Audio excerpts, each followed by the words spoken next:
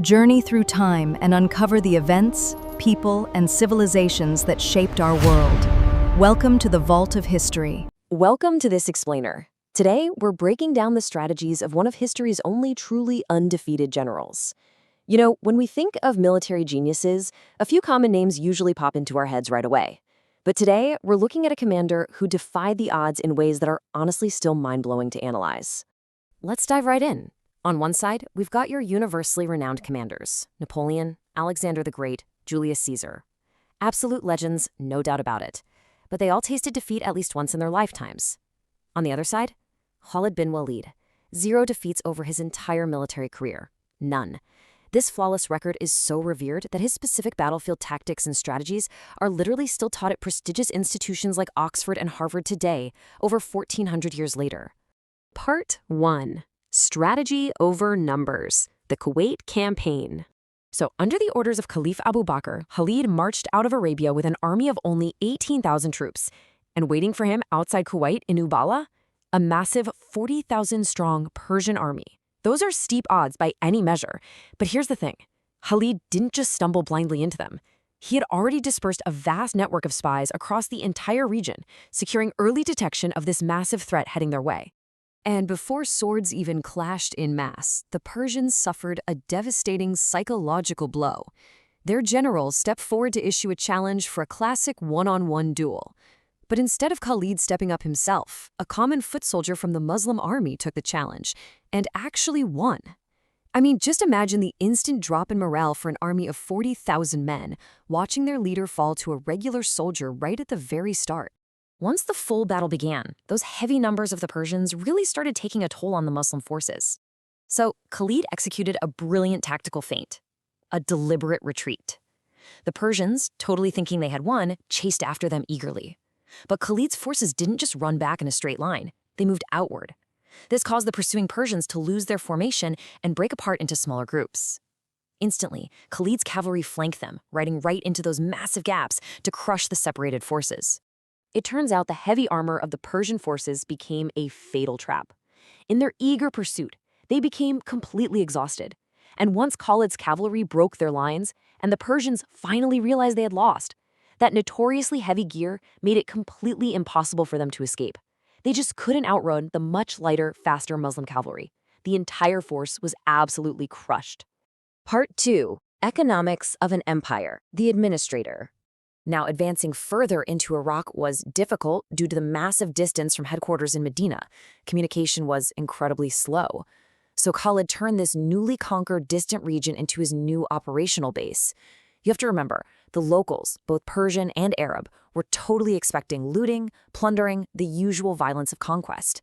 Instead, following the orders of Abu Bakr, Khalid returned all property to the local owners. He established courts run by senior companions to ensure swift justice, and he kept the local markets running exactly as before, well, with one major change. Charging interest was strictly banned. He really understood that wars are fought with economies just as much as with swords. He imposed the jizya tax on non-Muslims, which, by the way, they were already paying under the Persian Empire, but he set the rate significantly lower than what the Persians had charged. This was a genius move. It won absolute loyalty. Realizing these new rulers were much fairer, a lot of the locals rapidly converted to Islam, joined Khalid's army, and enriched the treasury through standardized taxes and Islamic charity, known as zakat. Part 3. The Desert Interception. Intelligence and Speed. Because Khalid had won the loyalty of the locals, they essentially became this incredibly effective intelligence agency for him. They tipped him off that the Persian emperor, who was reeling from these back-to-back losses, had dispatched 2 massive new armies from the north and east. Their goal? To unite and crush the Muslims. Now, knowing the incoming forces were from lush mountainous regions and totally unaccustomed to the desert, Khalid opted for a really bold move, a high-speed desert interception. The sheer speed of this maneuver is crazy. He bypassed the traditional, expected routes entirely and force-marched his army straight across the harsh Iraqi desert.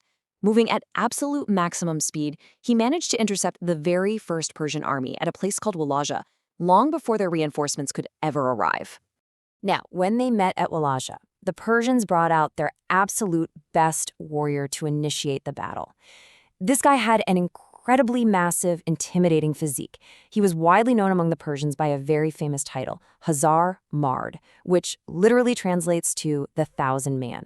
But just like at Ubla, Khalid used the psychological element of warfare completely to his advantage. History repeated itself. Only this time, Khalid ibn al-Walid personally stepped forward. In a one-on-one duel, he swiftly defeated this giant Persian champion, instantly shattering the enemy's morale right out of the gate. Part 4. The Ultimate Encirclement, the Battle of Walaja. This battle is a true masterclass in battlefield deception. When the Persian general looked across the battlefield, he was actually pleasantly surprised. He saw mostly vulnerable infantry and noted a severe lack of Muslim cavalry. So, believing he had a massive advantage, his plan was simple. He was just going to hold the line, stall, and wait for his second army to arrive to finish the job. But Khalid was a step ahead. After a grueling fight with no clear winner, the Persian general rotated in fresh troops. Knowing his men couldn't just match this fresh wave head-on, Khalid ordered a very specific maneuver. He commanded the center of his army to slowly fall back, retreating backward toward the mountains, while ordering his left and right flanks to hold their ground with absolute strength. Without even realizing it, the eager Persians pushed into the retreating center, and the battlefield naturally formed into a giant U-shape, drawing the enemy deep inside. And then came the trap. Khalid gave a signal, waiting completely hidden behind the mountains. Placed there before the battle even began were 4,000 Muslim cavalrymen. These hidden riders charged at full speed, smashing directly into the rear lines of the Persian army. The U-shape instantly closed. It became a complete, inescapable circle. The entire Persian army was trapped from every single side, surrounded so perfectly that it said not a single enemy soldier was able to flee the battlefield. What's really amazing here is his strategic consistency and absolute mastery of terrain. Khalid had actually used this exact same mountain flanking tactic years prior at the Battle of Uhud, back when he was fighting against the Muslims. He exploited a moment when troops abandoned a hill back then, and he took that exact tactical DNA and weaponized it to completely dismantle the Persian force at Walaja. Part 5. The Geopolitical Earthquake. These localized back-to-back victories didn't just win a province or two. They fundamentally altered the entire power structure of the ancient world. Shortly after these successes in Iraq, Caliph Abu Bakr ordered simultaneous pushes into both Persian and Roman lands. The sheer speed and relentless momentum of this expansion were terrifying to the existing empires. It created an unprecedented disruption, unlike anything the world had seen in centuries. I want to leave you with this astounding fact. For over 700 years, the Roman and Persian empires were bitter, bloodthirsty rivals. But because they were losing ground so rapidly to Khalid's tactics, they were forced to end their 700-year enmity. For the first time in history, these two ancient superpowers united their forces against a single common enemy. When two rivals of that magnitude team up just to survive you, well, it tells you absolutely everything you need to know about the tactical genius of Khalid ibn al-Walid. Thanks for joining me for this explainer, and I hope it gave you a fresh perspective on a truly undefeated legend. History never ends, it only continues through time. Thank you for watching The Vault of History.